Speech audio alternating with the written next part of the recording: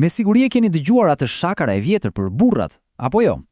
Ajo që thot se po të shkruaj një libër për trurin mashkullor, ai libër do ishte shumë i shkurtër. Po, pikërisht kjo, ndoshta më shumë si një fletushke. Kjo batutë e vogël, në fakt, kap diçka shumë të thellë, një stereotip që e kemi dëgjuar pafund, ideja se burrat janë të thjeshtë, të parashikueshëm, që drejtohen nga një 2-3 impulse bazë dhe kaq. Është një shaka që të gjithë e qeshin, por çfarë fshihet realisht pasaj? Mirë, po, a është vërtet kaq e thjeshtë? Po sikur e gjithë kjo ide e fletushkës tjetë thjesht një përrallë që e kemi treguar aq shpesh sa kemi filluar ta besojmë. Po sikur realiteti i trurit mashkullor tjetë pafundësisht më kompleks dhe më interesant. Pikërisht kësaj pyetje do t'i japim përgjigje sot. Pra, nga erdhi gjithë kjo ide e trurit të thjeshtë? E besoni apo jo, rrënjët i kanë vetë shkencën e vjetër. Për dekada, madje shekuj, truri mashkullor konsiderohej modeli standard i njeriut, modeli bazë.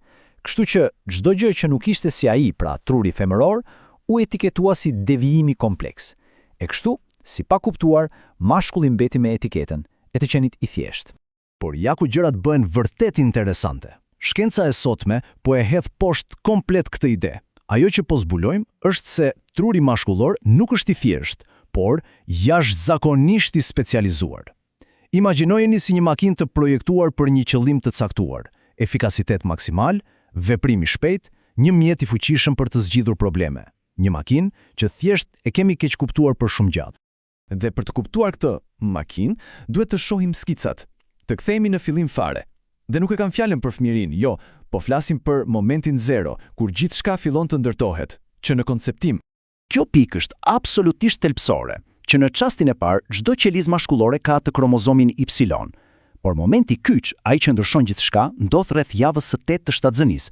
Imagjinoni një tsunami, një valë masive testosteroni që vërshon trurin e vogël në zhvillim dhe e marinon plotësisht. Ky nuk është një detaj ansor, ky është momenti kur arkitektura e trurit ndryshon përgjithmonë. Dhe nuk bëhet fjalë vetëm për testosteronin, jo. Mendojini si një koktejl hormonal specifik.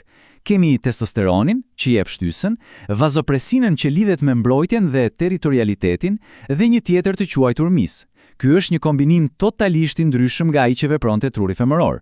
Dhe pikërisht ky koktejl fillon të ndërtojë, le të themi, programimin bazë të qarqeve të trurit, duke i orientuar drejt sjelljeve që ne i shohim si tipike mashkullore. Pra, çfarë kemi në fund këtij procesi? Kemi këtë përzierje të fuqishme të gjeneve dhe hormoneve, që krijon atë që mund ta quajmë projekti fillestar i trurit mashkullor. Tani kujdes, ky projekt nuk përcakton gjithçka, absolutisht jo, por ai hedh themeljet, krijon prirjet. Praktikisht, vizaton hartën e parë se si ky tru do të jetë i predispozuar të funksionojë dhe të reagojë ndaj botës. Dhe ky projekt na çon te diçka vërtet mahnitse. Truri mashkullor nuk është një gjë e vetme statike, përkundrazi. Është si një kompjuter me një sër programesh të ndryshme, ku secili program aktivizohet në faza të caktuara të jetës. Le t'i shohim pak disa nga këto programe të specializuara. Ja ku e shohim kompleksitetin në veprim. Nuk është një truj vetëm, por një seri mënyrash operimi. Kemi trurin e djalit të vogël plot kurioshtje, që vetëm kërkon e ndjek gjëra të reja. Pastaj truri i fëmijës që srit dot në një vend, ai i tipit më lor të lëviz ose të plas. Kemi trurin e adoleshentit që merr rreziqe. Më pas truri i lidhur me pasion gjatë çiftësimit, apo ai i babait që shkrihet krejtësisht pas fëmijës së tij. E sigurisht mos harrojmë trurin klasik, zgjidhet shpejt. Atë që sa dëgjon një problem sidomos emocional, instinkti i parë i thot, "Okej, cila është zgjidhja praktike?" Tani, dua të ndalemi te një numër, vetëm një numër për që flet shumë. 2.5, 2.5 herë. Çfarë mund të jetë vallë 2.5 herë më e madhe në trurin e një mashkulli? Përgjigja, hapësira në hipothalamus, pra në qendrën e komandës së trurit për impulset bazë, e cila i dedikohet dëshirës seksuale.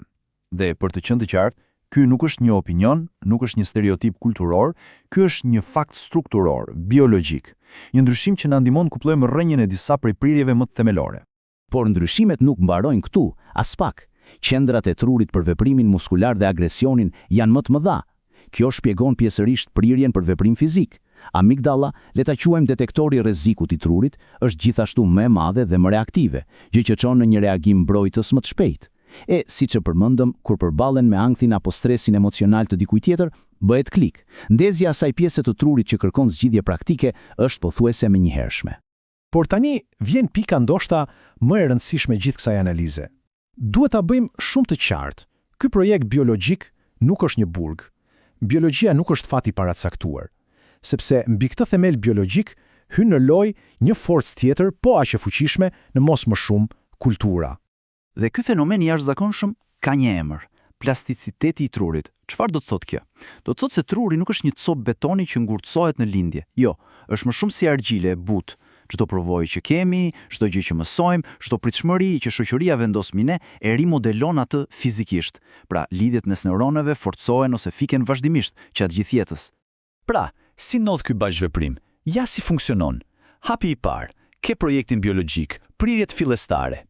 Hapi i dytë, vjen inputi kulturor. Shoqëria fillon të dërgojë mesazhet e saj, që nga fëmijëria e hershme, djem nuk qajnë, bo u burr, i fort, mos të trego frikën. Dhe cili është rezultati final? Hapi i tretë, truri, duke qenë plastik, fillon të ndryshojë fizikisht për t'u përshtatur këtij trajnimi.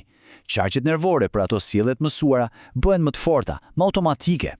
Ky proces i dyfisht, natyrë plus kulturë, krijon një realitet që le ta pranojmë e njohim të gjithë. Shumë burra mësojnë ta luajnë rolin e burrisë që pritet prej tyre. Dhe shumë shpesh, kjo performancë do të thotë të shtypësh aktivisht disa ndjenja, ato që konsiderojnë të buta, si trishtimi apo frika. Dhe me çfarë i zëvendësojnë? Me diçka që kultura e pranon më lehtë te një burr, veprimin ose ndonjëherë zemërimin. Mirë pra, pse ka rëndësi gjithë kjo? Pse duhet ta mundojmë veten të kalojmë nga ideja komode e fletushkës të ky model kompleks i biologjisë dhe kulturës? Konkretisht, çfarë përfitojmë kur e kuptojmë këtë? Përfitimet janë të mëdha, vërtet. Së pari, na ndihmon të hedhim poshtë stereotipet e vjetra, ato që në fund të ditës na kufizojnë të gjithëve. Na ndihmon të krijojmë pritshmëri më realiste, më të shëndetshme, si për djemt ashtu edhe për burrat. Kjo jep burrave mjete për të kuptuar më mirë impulset e tyre, dhe gravet një dritare për të kuptuar kompleksitetin e trurit mashkullor. E në fund fare, e gjitha kjo çon në marrëdhënie më të mira për të gjithë. Dhe këtu vim tek ideja më fuqizuese nga të gjitha. Të kuptosh biologjinë tënde nuk është një justifikim për t'u sjellë keq. Absolutisht jo. Është e kundërta. Është një mjet për vetë kontroll dhe fuqizim. Sepse në momentin që e kupton se një impuls i fortë vjen nga një prirje biologjike, ti fiton një fuqi të re, të jashtëzakonshme. Fuqinë për të bërë një pauzë dhe për të zgjedhur me vetdije se si do të veprosh, në vend që thjesht të reagosh si automat. Pra, ja ku kthyem në fillim. Libri për trurin mashkullor, siç doli, nuk është as pak një fletushkë.